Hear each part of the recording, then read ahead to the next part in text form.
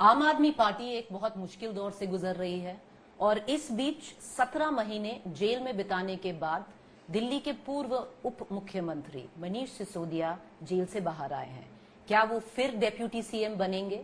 क्या फिर सरकार का हिस्सा होंगे? पार्टी की कमान कैसे संभालेंगे? क्योंकि पार्टी के मुखिया अरविंद केजरीवाल अभी भी जेल में हैं। उन्हीं से पूछते हैं। जुड़ते हैं मनीष सिसोदिया जी के साथ। नमस्कार, बहुत स्वागत है मनीष जी। मनीष जी, 17 महीने छोड़िए, मैं आपको 17 साल वापस लेके जाती हूँ। जब आप एक न्यूज चैनल में काम करते थे, कभी सोचा था कि 17 महीने जेल में बिताएंगे और वो भी चार्जेस होंगे शराब घोटाले के? 17 साल तो क्या, 20 महीने पहले भी नहीं सोचा था कि ऐसे शराब घोटाले में जेल में बिताने पड़ेंगे, क्योंकि एक अंदर से कॉन्फिडेंस था कि ठीक है, पॉलिटिक्स में लोग आरोप प्रत्यारोप तो करते रहते हैं, पर कुछ तो कारण होना चाहिए ना जेल भेजने का, कुछ तो कारण होना चाहिए अरेस्ट करने का। तो 20 महीने पहले भी लगता था कि ठीक है, ये पॉलिटिकल बयानबाजी तो चलती रहेगी, पर मेंटली मैं, देखिए, एक तो है कि होप क्या थी, लेकिन दूसरा है कि मेंटली जब आप राजनीति में आते हैं और आप लड़ने की राजनीति में आते हैं कि आपको चीजें ठीक करनी है, आप उसके लिए लड़ेंगे, आप सत्ता में बैठे हुए लोगों के गलत को गलत भी कहेंगे और जनता में जगह बनाएंगे, तो कोई आपको रेड कार्पेट वेलकम लेके तो करेगा नहीं। तो राजनीति में अगर आप आए हैं और इस तरह की एक्टिविज्म की राजनीति करते हैं तो फिर जेल जाने के लिए भी तैयार रहना चाहिए। दैट वे मेंटली हम तैयार रहते हैं कि भाई जो होगा वो देख ही लेंगे। पर ऐसा सोचा नहीं था कि शराब घोटाले जैसे इस कहानी के पीछे 17 महीने जेल में रहना पड़ेगा। मनीष जी, अभी भी बेल पर बाहर आए हैं, बाइज्जत बरी होकर नहीं आए हैं। ये एक बहुत बड़ा पॉइंट है। जब आपने बाहर आकर बोला संविधान की जय, ये संविधान की जीत है, ये तो बेल है, बरी मतलब अभी तक बरी नहीं किए गए हैं। ये सारा केस ही बेल तक था। आप देखिएगा, ये ट्रायल में तो ये केस खत्म ही हो जाएगा, लेकिन आप, और इसीलिए इन्होंने इतने लंबे चौड़े गवाह बनाए हैं, 400-500 स्टेटमेंट ले लिए हैं, 20-20, 25-25 हजार के पेजेस के चार्जशीट तैयार किए हैं, ताकि ये ट्रायल खूब लंबा चलता रहे। इनको भी पता है कि जितना लंबा ट्रायल चलेगा उसके केस में जब फाइनल रिजल्ट आएगा वो तो लेट हो जाएगा, लेकिन जब तक बेल रोक सको, और बेल भी रोकने का इन्होंने हथकंडा क्या अपनाया, वो कानून लगाया जो आतंकवादियों पे फंडिंग के लिए आरोप में लगाया जाता है या ड्रग माफिया की फंडिंग के आरोप में लगाया जाता है। दुनिया भर में ये पीएमएलए जैसे कानून आतंकवादियों की और ड्रग माफिया की फंडिंग रोकने के लिए लगाए जाते हैं।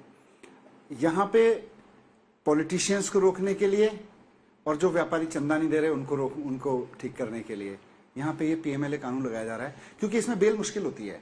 इसमें जो ईडी का अफसर है उसको जज के सामने कहना पड़ता है, हाँ साहब बेल दे दो, मुझे कोई ऑब्जेक्शन नहीं है। तो इसलिए सबके व्यापारियों के मामले में भी, पॉलिटिशियन के मामले में भी इसमें बेल होने में देर होती है। तो इसलिए ऐसे ऐसे कानून लगा के, तो अभी कॉन्फिडेंट है कि वापस नहीं जाएंगे? नहीं, जरूरत ही नहीं पड़ेगी। अब तो ट्रायल और आपको लगता है कि ट्रायल आपको बरी करेगा? ये केस बेल तक ही था। इस केस में जो कुछ था वो बेल तक था, और इनकी पूरी कोशिश थी कि जितना लेट बेल हो सके वो कर लीजिए। 17 महीने बहुत टाइम होता है मनीष जी, जेल में रहने का, आत्मचिंतन करने का, सोचने का, रिफ्लेक्ट करने का। सबसे ज्यादा कठिन ये वक्त कब रहा और किस बात पर रहा कि उप मुख्यमंत्री नहीं रहे, पार्टी कैसे चलेगी? आपकी खुद की जो वाइफ है बाहर काफी बीमार रही थी, आप अपने बच्चों से नहीं मिल पाए, तो सबसे ज्यादा कठिन बात क्या थी? पर्सनली थोड़ा फैमिली के पॉइंट ऑफ व्यू से देखें तो मेरी वाइफ बीमार थी, मेरा बेटा अभी पढ़ ही रहा है, बाहर था, तो उसको छोड़ दें तो बाकी तो राजनीतिक लड़ाई है। बाकी मैं बाहर होता तब भी वही लड़ाइयाँ लड़ रहा होता, मैं अंदर था, वो भी लड़ाई का हिस्सा ही था। तो पर्सनल फ्रंट पे मेरी फैमिली ने सफ़र किया। राजनीतिक फ्रंट पे मुझे लगता है कि लड़ाई के अलग अलग रूप हैं और अलग अलग रूप में सामने आते रहते हैं, तो वो मुझे कभी नहीं लगा। जेल तो देखिए जेल है, आप अपनों से दूर हो जाते हैं, आप अपने काम से दूर हो जाते हैं, आप दुनिया भर की इन्फॉर्मेशन से दूर हो जाते हैं। एक आदमी जो 24 घंटे इन्फॉर्म रहता है वो अचानक जेल में बैठा है अपनी कोठरी में, और 15 घंटे तक तो ऐसे होते हैं उस 24 घंटे में कि 15 घंटे कोई उससे बात भी नहीं करता है, वो अंदर ही है, अपने सेल में बैठा है। 6-7-8 घंटे का बीच में, 8-9 घंटे का पीरियड होता है बीच बीच में, जिसमें वो दूसरों से बात कर सकता है, बाकी समय अंदर बंद रहता है। दोस्ती हुई इन 17 महीनों में किसी से? दोस्ती क्या, जो लोग हैं उनसे हाय हेलो तो होती रही, लेकिन इसीलिए मैं बोला, आपने अच्छा पूछ लिया कि दोस्ती हुई, मुझे लगा खुद से ज्यादा दोस्ती हो गई, क्योंकि आप 15 घंटे जब बीच अपने सेल में बंद होकर अकेले बैठते हैं तो आपकी किताबों से दोस्ती होती है या आप खुद से दोस्ती करते हैं। और मैंने बहुत सोचा जब शुरू में मैं गया था कि ये जेल तो जेल है, अब हम जो भी बोलें, लेकिन एक तरह का संकट ही है, और संकट के समय आदमी के सामने दो ही ऑप्शन होते हैं, या तो टूट जाओ या और मजबूत हो जाओ। तो मैंने चुना कि मैं और मजबूत होकर निकलूंगा। सबसे लोवेस्ट पॉइंट आपका इन 17 महीनों में क्या था मनीष जी? क्योंकि जब आप गए तब एक पार्टी एक हाई पे थी, जब इन 17 महीनों में एक डाउनफॉल हुआ है पार्टी का, अब जिस तरह से आप देख लें, क्योंकि जो पूरे सीनियर लीडरशिप है वो जेल में है, एक क्राइसिस है, पॉलिटिकली वैसा नहीं है जैसे लोकसभा के आप रिजल्ट्स देख लीजिए, तो लोएस्ट पॉइंट क्या था? क्योंकि आप जेल में थे पर बाहर बातें ये भी चल रही थी कि देखिए मनीष सिसोदिया जी के लिए आम आदमी पार्टी ने पूरी अच्छे से जान नहीं लगाई। अभिषेक मनु सिंह भी लेट आए केस पकड़ने के लिए, बीच में ये भी चला कि ईडी ने बोला कि अरविंद केजरीवाल जी ने, जो उन्होंने बाद में खारिज किया, कि उन्होंने बोल दिया कि सब मनीष सिसोदिया का कराया है। तो कभी ऐसा लगा कि पार्टी साथ नहीं दे रही है, या सबसे लोएस्ट पॉइंट क्या था? देखिए, भारतीय जनता पार्टी की प्रोपेगेंडा मशीन बहुत स्ट्रांग है। जो इतना बड़ा शराब घोटाला फिक्टिशियस क्रिएट कर सकती है, वो आम आदमी पार्टी के लीडरशिप में फिक्टिशियस कहानियां तो बहुत आसानी से क्रिएट कर ही सकती है, उन पे हमें भरोसा है। जहां तक आपने कुछ पॉइंट्स लिखे, मैं मतलब पॉइंट्स बोले, मैं सोच रहा था कि सिंह, ये मैंने भी नहीं सुना कभी कि सिंघवी साहब लेट आए, क्योंकि the moment I was arrested by CBI on 26 फरवरी, शाम को 5 बजे सीबीआई वालों ने मुझे कहा कि आपको अरेस्ट कर रहे हैं हम जी। और लगभग 5:15 बजे जो मेरी सबसे पहली बात हुई, मेरी वाइफ से बात होने से पहले भी, वो सिंघवी साहब से हुई थी। सो कोई अगर कहे, मुझे आके कहे या कोई आके कहे साहब सिंघवी साहब लेट आए, आम आदमी पार्टी ने ध्यान नहीं रखा, तो आपको ये मूर्ख ही है वो, कोई मतलब जो ऐसी बात करेगा। तो आपको फुल आप उसकी मूर्खतापूर्ण पे हंसी सकते हैं। तो जो यूनिटी पार्टी ना सिर्फ मेरे साथ, बल्कि मैं तो अब जैसे देखता भी था, मैं अपनी वाइफ से बात करता था, बेटे से बात करता था, मतलब इमोशनली हर तरह की सपोर्ट के लिए मेरी वाइफ के साथ खड़ी रही, मेरे बेटे के साथ खड़ी रही। मेरे केस में तो खैर ये पार्टी ने केस लड़ा है, मैंने, मेरी औकात थोड़ी थी कि मैं इतने बड़े बड़े हाई प्रोफाइल एंड पे जाके केस लड़ लूँ, तो पार्टी ने ही केस लड़ा है। तो आई डोंट थिंक ये तो सब, I mean all this is rubbish. पता नहीं कौन लोग तो ऐसी कहानियां बना लेते हैं, और अगर कोई इस पे यकीन भी करता है तो कोई क्यों कर सकता है। तो अब आप बाहर हैं, क्या दिल्ली के पूर्व उप मुख्यमंत्री फिर से उप मुख्यमंत्री बनेंगे? देखिए, मैं जब से आया हूँ, मुझे आज 4था-5वां दिन है बाहर आए हुए, और मतलब कार्यकर्ताओं में बहुत जबरदस्त उत्साह है। मुझे देख के गर्व भी हो रहा है अपने कार्यकर्ताओं को कि यार, लीडर्स को, कार्यकर्ताओं को, एमएलएस को, काउंसलर्स को, एमपीज को, सबको देख के मुझे गर्व हो रहा है कि यार पिछले 8-10 साल के इतिहास में किसी को एक जरा सी धमकी भी दी ना किसी ने ईडी की, तो उनकी पार्टियां टूट गई, सरकारें बिखर गई। हमारी ना तो पार्टी टूटी, ना हमारी सरकार बिखरी, और सरकार काम भी करती रही। तो ये तो मुझे बहुत गर्व हो रहा है, और सबके उत्साह को देख के मुझे बड़ा मजा आ रहा है। मैं अंदर था, मेरे मन में अकेला बैठता था, तो अकेला मन आशंकाओं का भी पिटारा बन जाता है फिर। पर जब मैं बाहर आया तो मेरी सारी आशंकाएं जो कहीं रही भी होंगी वो भी खत्म हो गई, कि पार्टी के कार्यकर्ताओं में उत्साह है, लीडर्स में जबरदस्त उत्साह है, और लीडर्स ने पिछले दिनों में एकता जो दिखाई और जिस तरह से एकजुट रहकर है, वो किसी पार्टी में देखने को नहीं मिलता। जरा सी एक पार्टी इतने बड़े संकट से जूझी कि उसके सारे लीडर्स बड़े बड़े जेल में भेज दिए, और उसके बावजूद नीचे वालों को खूब धमकी दी गई, लेकिन ना टूटे, ना बिखरे, और काम करते रहे। आई थिंक ये तो आजाद भारत के इतिहास में कोई पहला ऐसा मामला नहीं। आपका एक लौता लोकसभा का एमपी पार्टी छोड़ गया, आपके कैबिनेट में अभी 5 हो गए हैं, क्योंकि आपके खुद के मंत्री ने पार्टी छोड़ दी।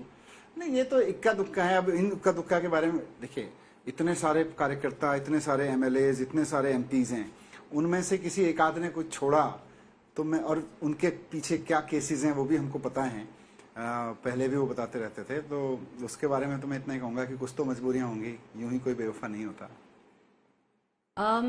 तो गवर्नमेंट का पार्ट बनना चाहेंगे? वापस, क्योंकि अभी मुझे आप अभी- बन सकते हैं, क्योंकि 5 जो मतलब CM+6 होना चाहिए, CM+5 है, नहीं, जगह बनने है। को तो बन सकते हैं, बट एक तो मुझे ऐसी कोई जल्दबाजी नहीं है कि अभी मैं बाहर आया हूँ एकदम मैं सरकार में जाऊं। और अभी जल्दबाजी मुझे इस बात की है कि जो कार्यकर्ता मेरे पास मिलने रोज आ रहे हैं ना, वो सब चाह रहे हैं कि आज हमारी विधानसभा में आ जाओ, आप हमारी विधानसभा में भी आ जाओ, हमसे भी मिल लो, हम भी लोगों से मिलवाना चाहते हैं। तो जल्दबाजी मुझे उसकी है, तो वो मैंने काम शुरू कर दिया है। बाकी अभी अरविंद जी भी बाहर आ जाएंगे, मुझे लगता है कि अब कुछ ही समय की बात है, तो उसके बाद डिसीजन ले लेंगे। अभी तो मुझे नहीं लगता कि कोई अभी कोई जल्दबाजी नहीं नहीं, है। बिल्कुल भी क्योंकि जल्दबाजी नहीं। आपकी जो छवि है एक गवर्नेंस मॉडल पे छवि है, जो आप जब भी आप उप मुख्यमंत्री रहे हैं, तो अभी गवर्नमेंट का पार्ट नहीं लेना चाहते, उसमें भागीदारी नहीं देना चाहते, पार्टी को संभालना नहीं, चाहते अभी हैं। देखो, मैं चाहता हूँ और क्या नहीं, ज्यादा इंपॉर्टेंट है कि अभी इस तरह की कोई जल्दबाजी इसलिए नहीं। 4 दिन हुए अभी मुझे आए हुए, और चारों तरफ कार्यकर्ताओं के बीच में मैं जा रहा हूँ, लोगों के बीच में मैं जा रहा हूँ। वो मैंने काम चुन लिया अपने लिए, वो मेरे हाथ में है। अभी पार्टी की लीडरशिप में भी अभी कोई है कि भाई एक बार अरविंद जी आ जाए और सीएम साहब आ जाएंगे बाहर, तो उसके बाद सीएम साहब और पार्टी की सीनियर लीडरशिप अगले 5 महीनों में ये उचित समझेगी कि मैं पार्टी का चुनाव प्रचार में ही काम करूं। I would love to do that. Would you prefer to do that? I would love to do anything. और मुझे कहा जाएगा कि भाई अब सरकार में बैठना है, सरकार में काम करना है, तो इनफैक्ट दोनों में मुझे तो कोई अपने लिए कोई ऐसा नहीं दिखता कि अगर मुझे ये नहीं कहा, ये कहा तो ऐसा क्यों कहा। पार्टी के सारे लीडर्स सब बहुत समझदार लोग हैं, पार्टी के बेस्ट हित में लेते हैं। मेरी इंडिविजुअल चॉइस अभी कुछ नहीं है, फ्रैंकली। मैं 17 महीने के उसके बाद बोल रहा हूँ आपको कि हो सकता है मैं 1 आध महीने में वापस आता तो लगता है कि जो काम मैं छोड़ के गया था कंटिन्यू कर लेता हूँ, पर अभी मैं देख रहा हूँ वो काम बहुत तेजी से आगे चल रहे हैं। स्कूलों के काम, अस्पतालों के काम, मोहल्ला क्लिनिक के काम वो चल रहे हैं। तो ऐसा कोई चीज नहीं है कि साहब सरकार में अगर मैं नहीं बैठा तो ये चीज नहीं हो। बहुत कहेंगे कि बिल्कुल उल्टा हो रहा है, एक गवर्नेंस क्राइसिस सा हो गया है दिल्ली में। अब हमने देखा कि मॉनसून में सारी रोड भरी हुई थी, एक बेसिक डीसिल्टिंग की एक्सरसाइज जो दिल्ली सरकार को करनी चाहिए वो नहीं हो पाई।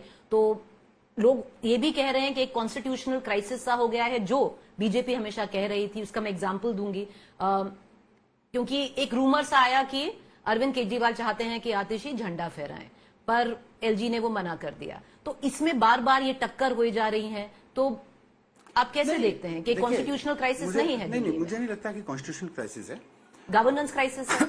गवर्नेंस क्राइसिस भी, और एंड से वो गवर्नमेंट में जितना भी कोई क्राइसिस है वो इसलिए क्योंकि एलजी साहब का नेम फेम सारा ये हो गया कि वो काम रोकते हैं दिल्ली सरकार के।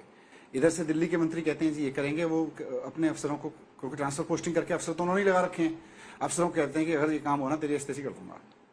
अब उसके बाद क्या होता है, वो काम नहीं होता, कई बार काम रुक जाता है, कई बार फिर हमें ज्यादा लड़के, काम हो जाता है फिर थोड़ी देर में, लेकिन ज्यादा लड़के मंत्री को करवाना पड़ता है। तो ये इसलिए नहीं कि मुख्यमंत्री जेल में है, इसलिए कि एलजी साहब हर काम को रुकवाने के लिए जितना जोर लगाते हैं, अगर उसका 10% जोर भी वो काम करवाने के लिए लगाने दें और कुछ ना करें। पर ये अभी क्यों ज्यादा दिख रहा है? वो हमेशा ही रहा है। मोहल्ला क्लिनिक जब शुरू में आपको याद है हमने बनाने शुरू किए थे, तब कितना जोर लगाया था। हमने डोर स्टेप डिलीवरी की बात की थी कि भाई घर घर उसकी बात की थी, तब भी कितना जोर लगाया था। हम तो हमेशा एलजी साहब से लड़े इसलिए हैं कि भाई काम रोक रहे हो आप, जब बाहर थे तब भी लड़ रहे थे।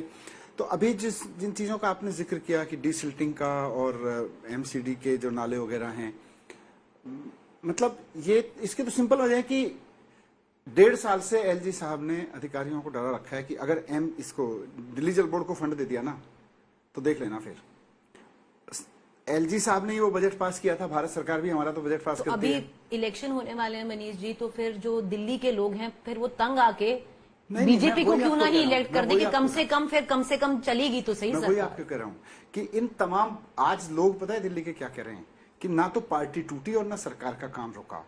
सरकार का काम इसलिए नहीं रुका कि आज आप देखो स्कूल भी लगातार बनते चले जा रहे हैं। इस सारे क्राइसिस के बीच भी 20 नए स्कूल बन गए, 18 नए स्कूल ऑफ एक्सीलेंस बन गए। हमारे स्पोर्ट्स स्कूल शुरू हो गया। हमारा मैं जिसको शुरू करके गया था, एक आर्म फोर्सेस प्रिपरेटरी स्कूल, मुझे बड़ा इमोशनल लगाव था उससे कि देश की सेना में अफसर जाने चाहिए स्कूलों से, गवर्नमेंट स्कूलों से। आप यकीन नहीं करेंगे कि 64 बच्चों का पहला बैच था, उसमें से 32 बच्चे एनडीए क्वालिफाई किए और 8 बच्चे सेकंड लेफ्टिनेंट बन के गए। ये अपने आप में एक मिरेकल है। मोहल्ला क्लिनिक शानदार चल रहे हैं, 2 करोड़ लोगों ने मोहल्ला क्लिनिक में इलाज कराया है। आज 7,700 बसेस दिल्ली की सड़कों पे हो गई हैं, इस सब क्राइसिस के बावजूद, दिल्ली की हिस्ट्री में आपका कभी। दिल्ली में ऑपोजिशन कह रहा है हर चीज में स्कैम है, बसेज में स्कैम है, मोहल्ला क्लिनिक में अरे स्कैम इनके है। लिए तो सरकार कागज पे फुल स्टॉप कॉमा भी लगाती है, वो भी स्कैम ही बोलते हैं ये। तो इनका तो इनको क्योंकि स्कैम के अलावा कुछ इनको लगता नहीं। मैं बता रहा हूँ ना कि दिल्ली की बसों पे 7,000, दिल्ली की सड़कों पे 7,700 बसेस इस वक्त चल रही हैं, जो दिल्ली के इतिहास में कभी नहीं रही। इतना क्राइसिस कभी किसी पॉलिटिकल पार्टी ने नहीं झेला, लेकिन उसके बावजूद जितना काम हुआ। और आज आप, मैं जा रहा हूं लोगों के बीच में, लोग बस ये पूछ रहे हैं जी सर बस काम करते रहना, काम करते रहना, काम करते रहना। आपको लगता है मनीष जी कि पार्टी की छवि, पार्टी की फजीहत जो दिल्ली के निवासी हैं उनकी नजरों में नहीं हुई है? मुझे लगता है कि पार्टी की फजीहत की जगह लोगों के मन में पार्टी की इज्जत बढ़ी है। लोग कहते हैं यार देखो इनको कितने तोड़ने की कोशिश की गई, ये तो काम ही तो कर रहे थे, बेचारों को जेल भी भेज दिया गया, इनको परेशान भी किया गया, उसके बावजूद ये अड़े हुए हैं, ना तो ये टूट रहे। इतनी सी धमकी पे लोग रिजाइन देके चले जाते हैं, लोग पार्टी छोड़ के चले जाते हैं। यहाँ ना टूटे बल्कि और काम कर रहे हैं। तो मुझे तो चारों तरफ से, मुझे फीडबैक चारों तरफ से मिल रहा है कि भाई लोगों में इज्जत बढ़ी है कि ये पार्टी लड़ती भी है। आजाद देश के इतिहास में पहली बार ऐसी पार्टी आई है, आजादी के लड़ने वालों के बाद, जो आजादी के लिए लोग लड़ते थे वो नहीं डरते थे अंग्रेजों के जुल्मों से। पहली बार ऐसी पार्टी आई है जो पूरी की पूरी केंद्र सरकार के जुल्मों से डरी नहीं रही, बोली जेल में डालना जेल में डाल दो। 17 महीने जेल में डाल देते हैं। आधे से ज्यादा नेताओं को ईडी के नोटिस, सीबीआई के नोटिस थमा रखे हैं, उसके बावजूद डर नहीं रहे। पर मनीष जी, अगर पार्टी की छवि खराब नहीं हुई है और बेहतर ही हुई है, तो फिर जो लोकसभा के चुनाव थे उनमें जो आम आदमी पार्टी का रिजल्ट आया, सिर्फ 2 MP आए पंजाब में, अगर छवि इतनी बढ़िया थी, क्योंकि आपका नारा भी था कि जेल का जवाब वोट से, लोगों ने तो जवाब दे दिया, वोट नहीं दिया आपको। देखिए, लोकसभा और विधानसभा चुनाव एकदम अलग रहता है। वही जनता दिल्ली की कहीं और डिसाइड करती है, लोकसभा में वही जनता।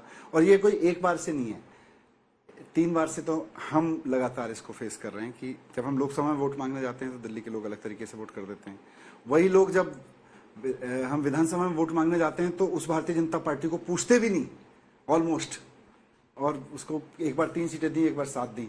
तो ये छवि उनके मन में पूरी कोई दिक्कत नहीं है। पर लोकसभा में क्यों पीछे रह जाते हैं, ये एक बार के नहीं, ये इस घटनाक्रम की वजह से नहीं, ये 14 में भी है, 19 में भी है, अब 24 में भी है। तो शायद हमारी पूरी पार्टी को ये देखना होगा कि भाई जो दिल्ली की जनता इतना प्यार करती है और विधानसभा चुनाव में आंख बंद करके वोट डालती है, कहती है जी इतना काम किया, पूरे देश में बिजली सस्ती मिल रही है, फ्री मिल रही है, स्कूल, हेल्थ, एजुकेशन, सब पे इतना काम हो रहा है, ट्रांसपोर्ट पे काम हो रहा है, एम्प्लॉयमेंट पे काम हो रहा है, महंगाई की दर सबसे कम दिल्ली में है, इन सब पे काम हो रहा है। तो कहीं ना कहीं कोई तो कारण है, वो नब्ज को शायद हमें पकड़ना पड़ेगा। वो आत्मचिंतन का विषय। हाँ, वो आत्मचिंतन का विषय, पर वो इसका मैं इससे कनेक्ट करके नहीं देख पर सकता। अगर सहानुभूति होती अरविंद जी के लिए, आपके लिए, तो फिर वोट क्यों नहीं आता? लोकसभा का वोट, लोकसभा में वोटिंग पैटर्न ही एकदम किसी अलग तरीके से होता है, जिसको शायद हम समझने में कहीं गलती कर रहे हैं, इसको मैं मानूंगा। लेकिन अरविंद केजरीवाल जी के प्रति लोगों के मन में प्यार है और नहीं है, इसको आप लोकसभा चुनाव से जज करने लगेंगे तो फिर आपको देखना पड़ेगा कि फिर 2015 में ऐसा क्यों हुआ। 2014 में हमको एक भी सीट नहीं मिली, लेकिन 15 में बम्पर वोट मिले, 19 में हमको एक भी सीट नहीं मिली, 20 में बम्पर वोट मिले। तो इसको हम डिस्कनेक्ट करके देखें तभी हमारे समझ में आएगा ये। पर इसमें कुछ और, एक और चीज अजीब हुई है इसी चुनाव में, क्योंकि मनीष जी जब 17 महीने पहले आप जेल गए थे तब एक अंडरस्टैंडिंग थी कि अगर कोई भाजपा को टक्कर दे पाएगा, बहुत लोग कहते थे, वो अब लगता है कि आम आदमी पार्टी है, अरविंद केजरीवाल है। 17 महीने में वो थोड़ा उल्टा हो गया, क्योंकि कांग्रेस जो सबसे कहते थे इंडिया अलायंस की वीकेस्ट लिंक, कमजोर कड़ी थी, इस बार इन चुनाव में उभर कर आई है और लगता है कि आम आदमी पार्टी कमजोर कड़ी बन गई है।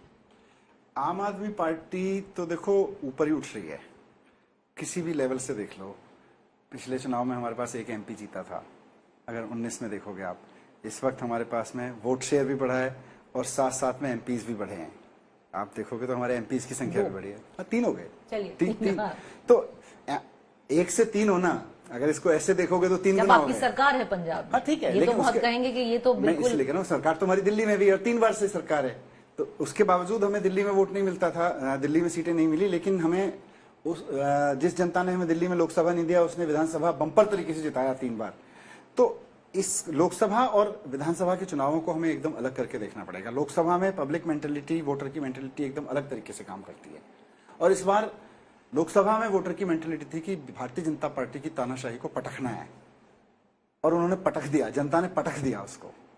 चलिए, आप आम आदमी पार्टी को अब कमजोर कड़ी नहीं मानते हैं, कांग्रेस की बात करते हैं। बस आखिरी थोड़े सवाल करूंगी इसी बात पे कि कांग्रेस लगता है साथ है पर नहीं भी है, क्योंकि इंडिया अलायंस के साथ है। जब आपकी गिरफ्तारी की बात आई, जब अरविंद जी की गिरफ्तारी की बात आई, जमकर साथ दिया और आप लोगों के साथ बोले। पर जब पंजाब की बात आई और अब दिल्ली चुनावों की बात आई तो अलग ही उनका रुख है। इसको कैसे देखते हैं, और लगता है कि जो दिल्ली का अभी चुनाव 6 महीने में है, एक अलायंस होना चाहिए कांग्रेस के साथ, क्योंकि कांग्रेस भी अभी एक पोजीशन ऑफ स्ट्रेंथ में है। देखो, चुनावी गठबंधन कहां होना चाहिए और कहां नहीं होना चाहिए, ये उस वक्त की परिस्थितियों को देख के लीडर्स तय कर लें।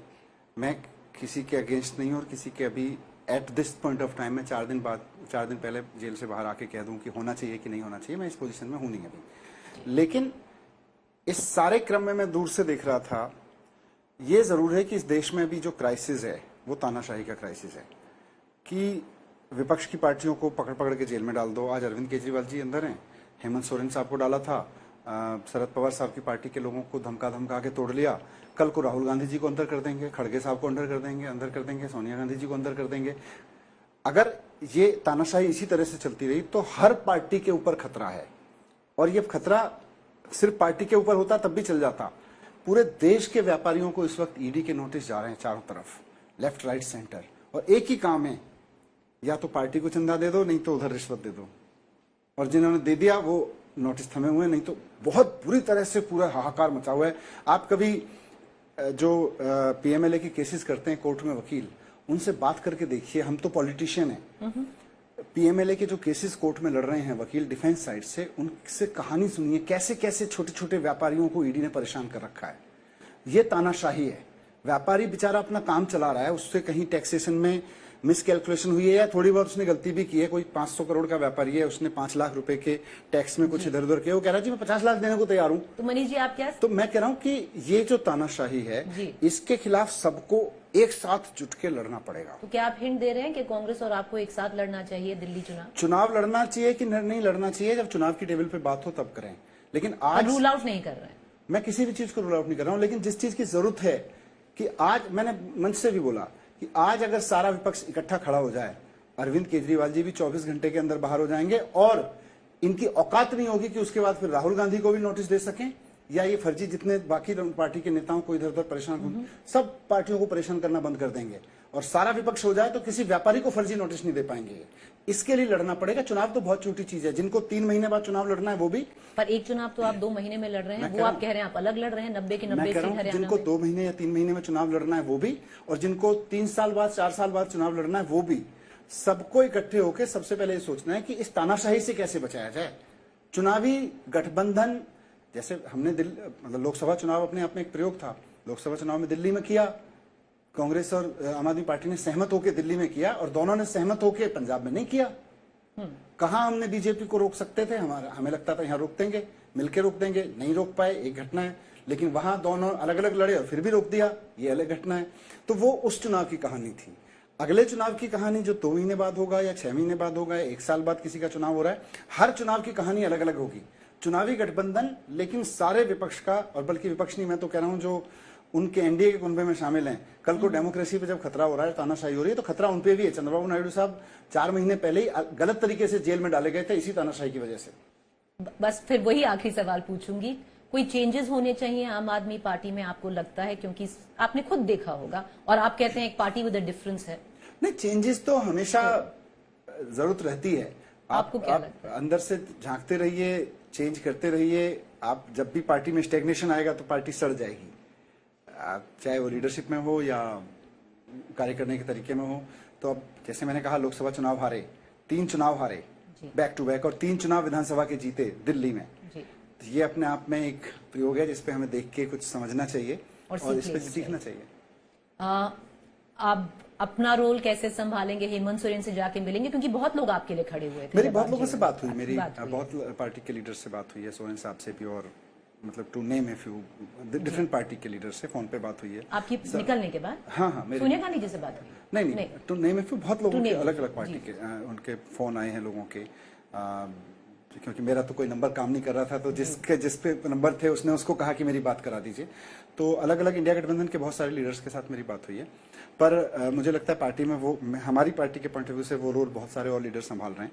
अभी मेरा काम है कि दिल्ली के एक एक कार्यकर्ता के साथ मिलना, दिल्ली के लोगों के साथ मिलना, and I think I am heading for that. तो पार्टी तैयार करनी है, पार्टी दिल्ली के लिए दिल्ली के तैयार करनी है। बहुत शुक्रिया Manish ji, good luck thank you and let's see how it goes. देखते हैं। बहुत शुक्रिया कि आप हमसे जुड़े और सारे सवाल लिए। बहुत शुक्रिया।